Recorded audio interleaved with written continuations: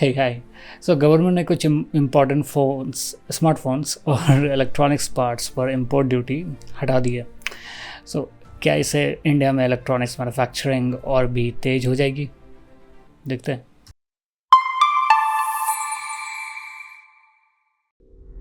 देखो, इंडिया ने electronics manufacturing को लेकर एक बड़ा पॉलिसी डिसीजन लिया है कि गवर्नमेंट ने कुछ स्मार्टफोन्स और इलेक्ट्रॉनिक्स मैन्युफैक्चरिंग पार्ट्स पर लगने वाली इंपोर्ट ड्यूटी को हटा दिया है। ठीक है, पहले इन कंपोनेंट्स पर 7.5% और 5% की इंपोर्ट ड्यूटी लगती थी। अब इन सेलेक्टेड कंपोनेंट्स पर ये ड्यूटी कम्प्लीटली रिमूव कर दी गई है। सो सबसे पहले समझते हैं कि किन प्रोडक्ट्स पर इसका इम्पैक्ट पड़ेगा। सो इस डिसीजन में मोबाइल फ़ोन्स के वायरलेस चार्जिंग मॉड्यूल्स बनाने के इम्पॉर्टेंट पार्ट्स इंक्लूड हैं। इसके अलावा मेडिकल डिवाइसेस और ऑटोमोबाइल्स में यूज़ होने वाले कुछ डिस्प्लेस कंपोनेंट्स भी इस एक्सम्पशन में के हिस्से हैं।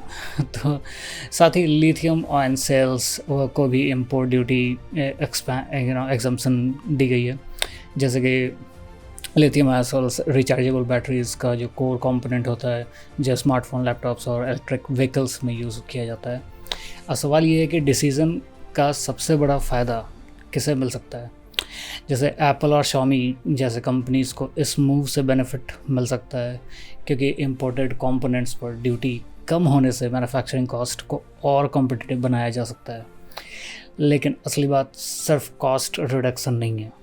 ओके, सो गवर्नमेंट चाहती है कि इंडिया में हाई वैल्यू इलेक्ट्रॉनिक्स मैन्युफैक्चरिंग और लोकलाइजेशन को और बूस्ट मिले, जो कि अच्छा बात है, क्योंकि ये होना चाहिए। पिछला जो शॉर्टेज हुआ था कंडक्टर्स को लेके और छोटे छोटे पार्ट्स को लेके, तो वो बहुत ही बेकार था। ग्रांट थ्रॉटन भारत के पार्टनर मनोज मिश्रा के अकॉर्डिंग ये decision cost competitiveness, domestic value addition और लोकलाइजेशन को इम्प्रूव कर सकता है। उन्होंने ये भी कहा कि लिथियम आयन सेल्स पर ड्यूटी एक्सम्पशन से डोमेस्टिक बैटरी मैन्युफैक्चरिंग में नया इन्वेस्टमेंट आ सकता है। इसका फ़ायदा सिर्फ स्मार्टफोन्स तक लिमिटेड नहीं रहेगा ऑब्वियसली, तो इलेक्ट्रॉनिक्स के साथ साथ इलेक्ट्रिक मोबिलिटी सेक्टर को भी सपोर्ट मिल सकता है। हाँ, ये है, क्योंकि तेल का तो भाव पता ही है। और इलेक्ट्रिक मोबिलिटी का सिंपल अगर देखा जाए तो इलेक्ट्रिक व्हीकल्स पे जोड़ दिया गया है। अब बात करते हैं कि इंडिया का जो लॉन्ग टर्म टारगेट है, वो गवर्नमेंट का गोल है कि फाइनेंशियल ईयर 2030 तक इंडिया का इलेक्ट्रॉनिक मैन्युफैक्चरिंग सेक्टर $500 बिलियन तक एक्सपैंड हो।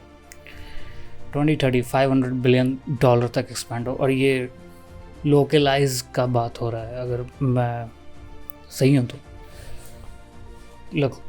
मतलब ऑब्वियसली लोकलाइजेशन करके। सो ये चीज़ है, ठीक है। अब ये टारगेट दिखाता है कि इंडिया ग्लोबल इलेक्ट्रॉनिक सप्लाई में अपनी पोजीशन और स्ट्रॉन्ग बनाना चाहता है, लेकिन 10 सालों में इंडिया की जो स्मार्टफोन प्रोडक्शन 28 गुना बढ़ चुकी है। वो ठीक है, बट अगर अपने कंपनीज को ज़्यादा सपोर्ट मिला तो और भी अच्छा है। वेल, फाइनेंशियल ईयर 2024 और 25 में स्मार्टफोन प्रोडक्शन 5.45 ट्रिलियन रुपीज़ था, यानी अब लगभग $57 बिलियन तक पहुंच गई है। सो ठीक है, ये नंबर्स दिखाते हैं कि इंडिया की इलेक्ट्रॉनिक्स मैन्युफैक्चरिंग में ऑलरेडी रैपिड ग्रोथ दिख रहा है। सो और गवर्नमेंट का जो लेटेस्ट इंपोर्ट ड्यूटी डिसीजन इस मोमेंटम को और एक्सेलरेट करने का स्ट्रैटेजी मतलब हिस्सा माना जा रहा है। सो अब देखना ये होगा कि पॉलिसी के बाद और ग्लोबल कंपनीज इंडिया में मैन्युफैक्चरिंग और इन्वेस्टमेंट बढ़ाता है या नहीं बढ़ाता है। अब तुम लोग बताओ कि तुम्हारे हिसाब से इंपोर्ट ड्यूटी हटाने के बाद India global smartphone manufacturing hub speed से ये बन पाएगा कि नहीं, या ये जो पॉलिसी मतलब चेंज हुआ है ज़रूरत था इसका या नहीं था? बताना, हम देखो, ठीक है। और वीडियो अच्छा लगा तो सब्सक्राइब करो अभी।